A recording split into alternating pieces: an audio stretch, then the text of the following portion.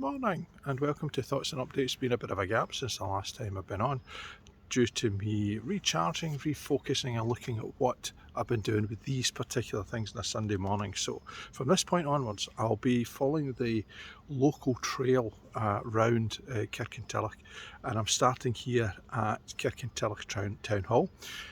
For all my writing, you can follow me in Ringside Reports for all the boxing, and for all the football at Scottish Football Supporters Association, and anything of note I will stick in here. And you'll find me on Twitter and on Facebook with plenty of information about where to find all of that material. But for now, what I'm going to be doing is following this trail around the local area. Now and again I may be dipping to other places which are areas of particular interest, but using it as a springboard into something that's a topic for during the week that I think has been particularly important. And therefore Town Hall today is where I begin, and this is a lovely piece of architecture just there, which is the original, I believe, building, which done in 1906.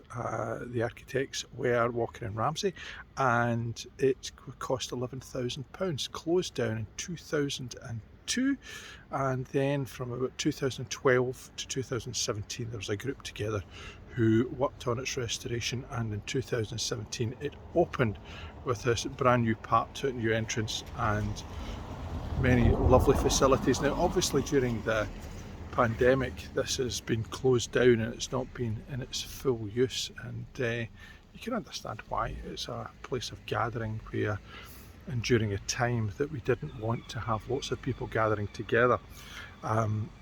Interesting, it became, I think in 2014 when they asked locally what people wanted to be done, the town centre survey asked for this specifically to be refurbished and refocused and reopened, and plenty of money went into this Heritage Lottery Fund and so on in order to do that. And there wasn't a big fanfare. It's been open for 4 years, at least a year and a half, nearly 2 years of being closed, which means that it's probably underutilised. What's not underutilised is the way in which people talk about politics. And that's what's been of particular concern for me over the last wee while, the way in which politicians are vilified and they are trolled. And even with the murder of people like Joe Cox as a politician, an MP who was stabbed to death by a far-right activist down in England, we still don't get, for some people, how what they put online is likely to lead to people's mental health suffering. We have English footballers who miss penalties being racially abused. We have gymnasts who have come through a real bad period of mental illness who get abused for their lack of athleticism, professionalism and so on, even though they've got 21 gold and silver and bronze medals to their name from a variety of world championships and Olympic games to their name. But politics begins by people volunteering, going to their local party, following their beliefs, wanting to do something to make changes. And local politics is probably the place that most people start, whether through their community council or eventually being played in order to be a local councillor. And that is possibly, for Scotland, some places where the rot sets in. Local councils used to be rotten boroughs. They used to be places where particularly the Labour Party could elect whoever they wanted into the local council because they were always returned with massive majorities. The connection between democracy and the make-up of your local council was often tenuous at best, so that people didn't have to worry about every 5 years or 4 years being voted out. They just had to keep their head down and be on a gravy train. That's what people thought. But councillors made massively important decisions. They were responsible for social work, for education, for everything from the cemeteries to the sewage. And when you were a local councillor, you get involved in very big decisions. And the vast majority of councillors do a fantastic job. But we still don't like them. And if you do well as a councillor, very often what happens is your local party will see you grow, perhaps become leader of the council, perhaps even become provost, our equivalent of mayors.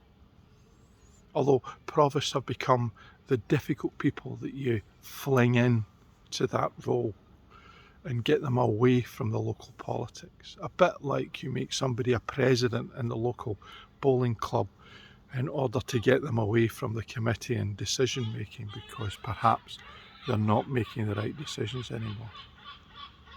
But from that you then potentially can become a member of parliament. It used to be that was generally the route. It's not so much now.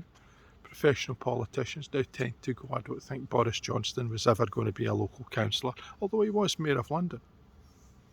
And certainly Nicola Sturgeon was never a councillor. She went straight in to being a member of the Scottish Parliament. So what we have is we have a load of people who are throughout the whole of Scotland who are elected. And some of them are politicians with a great deal of experience, and some of them are politicians with absolutely no experience at all. They are simply local people who thought they wanted to make a difference. And therefore, they don't always get the media training that they're supposed to get, and therefore they make mistakes. And I've said this before, what do we want from our politicians? Do we want the lily white ones that have got no skeletons in their cupboards and therefore very little life experience, but you can trust them because they've never made a mistake? Or do we want the people who've gone through life, who've come to the end of it and recognise and realise that they are people who are going to have plenty of skeletons in their cupboard because they've not done anything without making mistakes, without learning from mistakes? But if you read on Twitter, the abuse that people get, public figures who, ordinary people who have got no connection to democracy, want to vilify them and call them names and tell them to get to wherever they're to get to simply on the basis of not agreeing with them, then it's hard to discern why anybody would want fame or fortune, and yet they still do. Local councillors are not necessarily going to get that, but every time something is dug up from 5-10 years ago, or there's a tweet that they did when they were drunk and 17, or when they at one point said something that was risky in the 1970s and now is frowned upon, then we are making moral judgments based upon their behaviour then and the social mores of now. And is that fair? I don't know if it is. I don't think people should get away from what they said in the past. I don't think that people should in any way, shape or form escape their past. I was a member of the Conservative Party. The comment that Boris Johnson made this week about how Margaret Thatcher had been involved in getting rid of the mining communities and the mines, and therefore had been the first green politician, effectively, was the implication of what he was saying. It was offensive. It wasn't offensive to me in the 1980s, it's offensive to me now.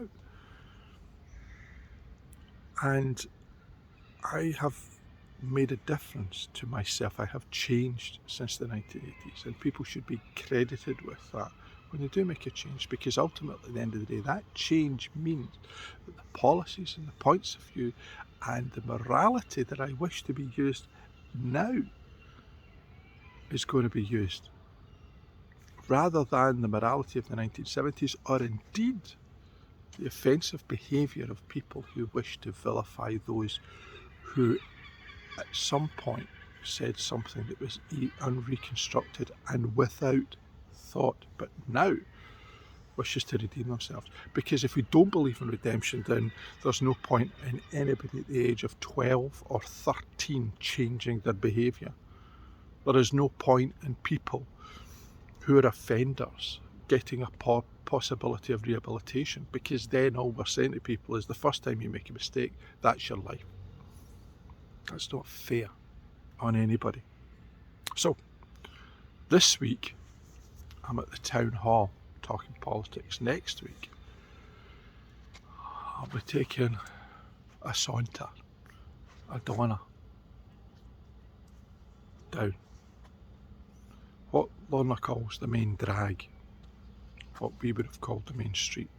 An odd place in Kirkintilloch because town planners changed it 90 degrees and removed it from where the high street is to now where I believe part of it's called Cowgate. I've only lived here for nearly 8 years, so you'd think I would know by now. But I'm learning, and hopefully we all will too. And I suppose that's the moral of the story, isn't it? If you learn, how much credit should you get for it? So till next week, bye for now.